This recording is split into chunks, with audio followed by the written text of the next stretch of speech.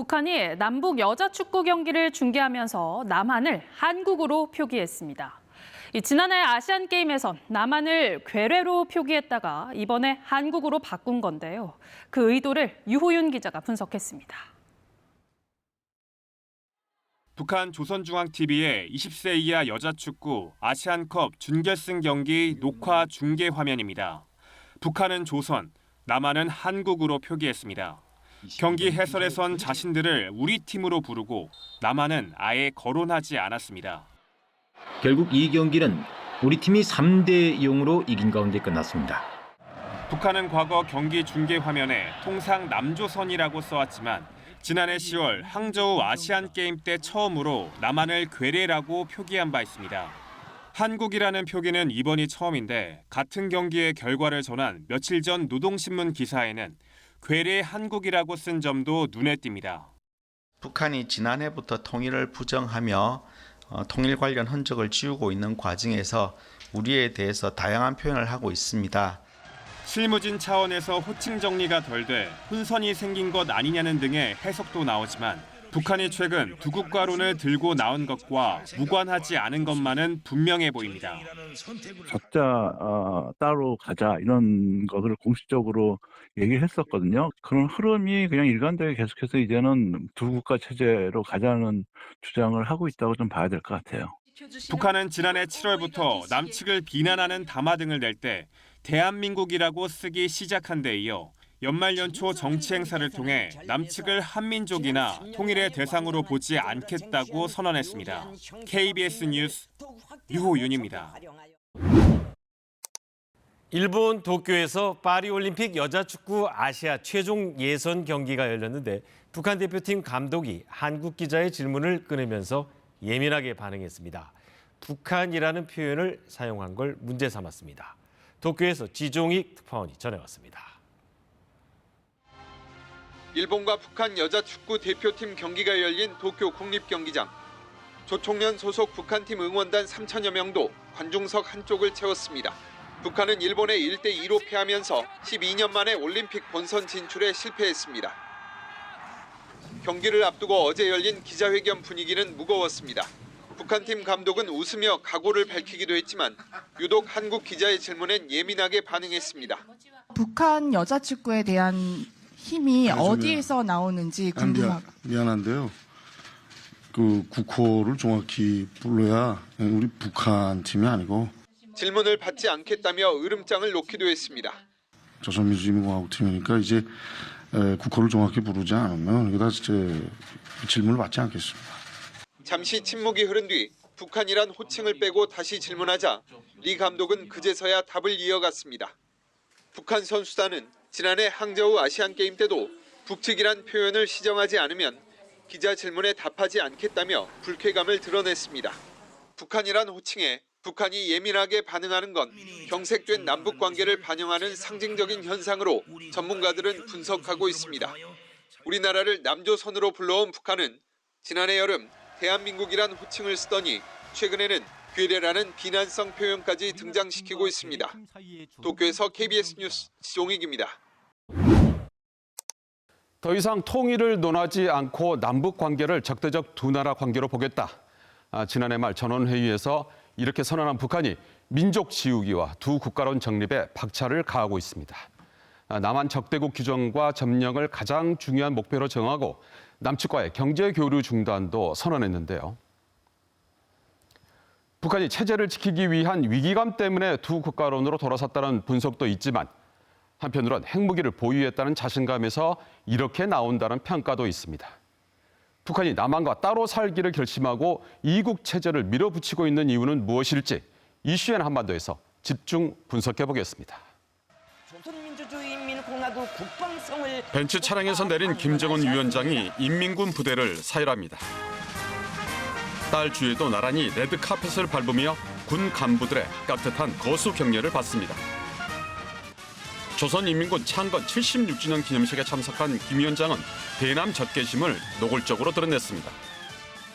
한국 괴뢰 족속들을 우리의 전적의 가장 위해로운 제1의 적대국가 볼변의 주적으로 규정하고 유사시 그것들의 영토를 점령 평정하는 것을 국시로 결정한 것은 지난달엔 헌법에까지 남한을 주적으로 명시해야 한다고 하더니 이번엔 남한 점령을 국시, 즉 국가의 가장 중요한 목표로 설정했다고 밝혔습니다. 또 자신들을 독립국가로 표현하는가 하면 휴전선도 국경선이라 칭했습니다. 지금 우리 국경선 앞에서는 전쟁 열에 들떠 광증을 부리는 돌연변이들이 정권을 쥐고 우리 국가의 안전을 위협해 들고 있습니다.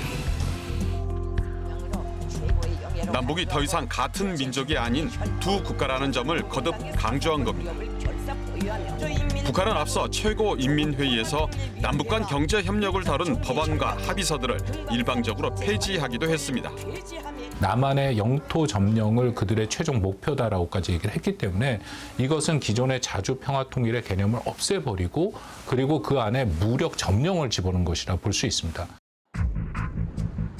그동안 북한은 위협은 가하면서도 일민족 일국가 연방제 통일과 우리 민족끼리 정신에 입각한 통일대원칙은 일관되게 유지해왔습니다.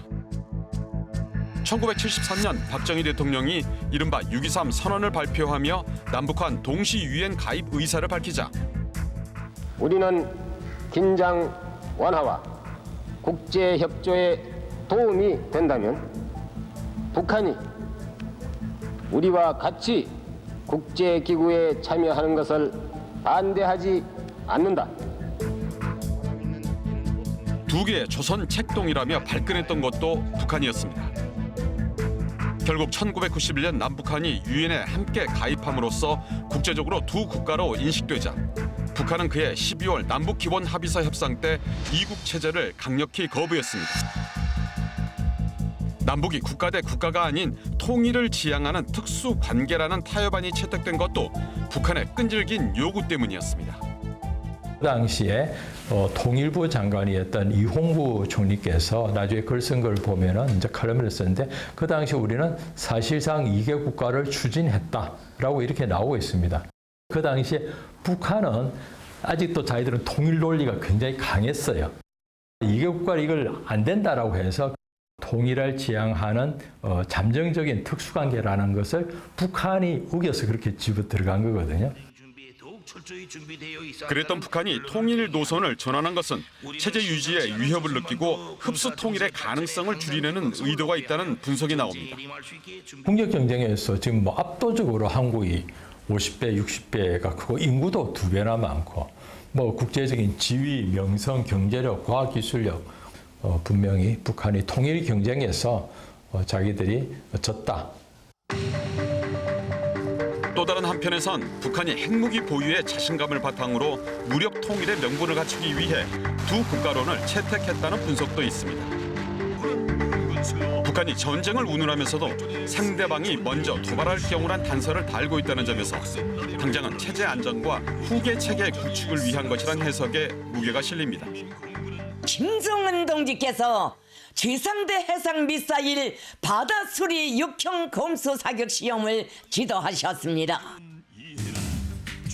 두 국가론을 공세적으로 밀어붙이고 있는 북한은 향후 남북 간 국경선을 더욱 명확히 하려는 시도를 이어갈 것으로 보입니다. 김정은 위원장은 지난 14일 남한이 국제법적 근거나 명분이 없는 NLL을 고수하고 있다며 연평도와 백령도 북쪽에 국경선을 그어 군사적 대비를 강화하겠다고 밝혔습니다. 지금 남북 간에는 지상에 있어서는 이제 이 군사 분계선이 나눠져 있습니다. 그래서 더 이상 문제가 될 거 없는데 해상에서는 NLL 문제가 첨예하게 대립하고 있습니다. 국가 대 국가 관계라고 한다면 북한이 이 부분을 국제해양법재판소에 제소할 수가 있습니다. 나아가 북한이 한국을 배제한 채 독자적으로 미국, 일본과 외교관계 수립을 추구할 가능성도 배제할 수 없습니다. 영국 파이낸셜 타임스는 기시다 일본 총리가 낮은 지지율을 타개하기 위해 김정은 위원장과 정상회담을 추진하고 있다고 보도하기도 했습니다. 평양에서 도쿄를 가기 위해서는 서울을 경유해야 된다는 얘기가 있었는데 만약에 두 개의 국가 관계가 된다면 사실 서울을 경유할 이유가 없습니다. 우리 정부가 이런 국제관계의 변화 속에서 소외되지 않으려면 최소한도의 남북관계의 대화 채널을 마련해야 된다고 생각합니다. 그렇다면 이 국가 체제에 대한 우리 국민들 여론은 어떨까요? 지난해 민주평통이 성인 1000명을 대상으로 물어봤습니다. 응답자의 52%가 자유로운 왕래가 가능한 이국가 체제를 선호한다고 밝혔는데요. 28%만 통일 국가를 지지한 것으로 조사됐습니다. 분단 체제와 이국 체제, 어떤 득실이 있을지 따져보겠습니다. 분단 체제의 남과 북은 영토와 주권이 반으로 나뉜 뒤 온전한 국가가 되기 위해 무한 경쟁을 벌였습니다. 이 과정에서 빈번한 군사 충돌도 적지 않았고 천안함이 북한 잠수정에 의한 어뢰 공격으로 침몰했다는 조사 결과에 따라 북한은 지난 23일 연평도에 2차례에 걸쳐 모두 170여 발의 포격을 무차별적으로 가했습니다. 북한 핵 개발에 따른 전쟁 위기 상존과 남북 간 군비 경쟁에도 시달려왔습니다.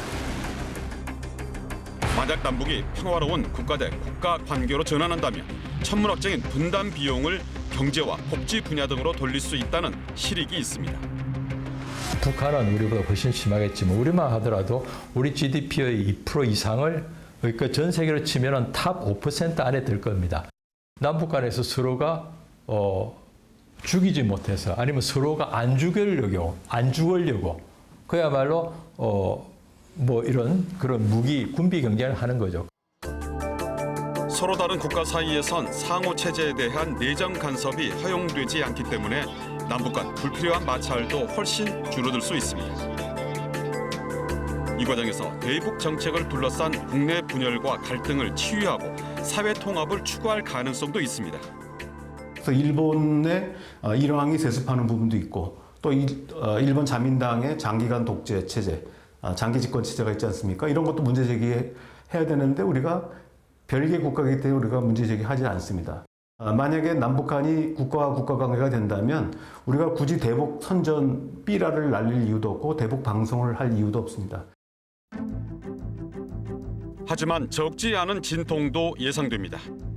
먼저 두 국가론을 공식화한다면 통일에 대한 국민적 관심은 더욱 저하되고 통일을 원치 않는 주변국들의 개입 또한 노골화할 것이란 관측이 나옵니다. 또 대한민국 영토는 한반도와 그 부속 도서로 한다는 헌법 3조의 영토 조항도 개정해야 합니다.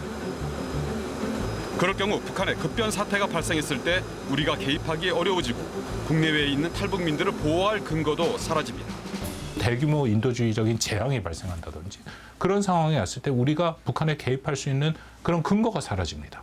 지금은 우리 헌법에 있기 때문에 이건 우리 영토이기 때문에 갈 수 있다라고 국제사회에 명분을 내올 수 있지만 두 국가일 경우에는 그게 안 된다라는 거죠.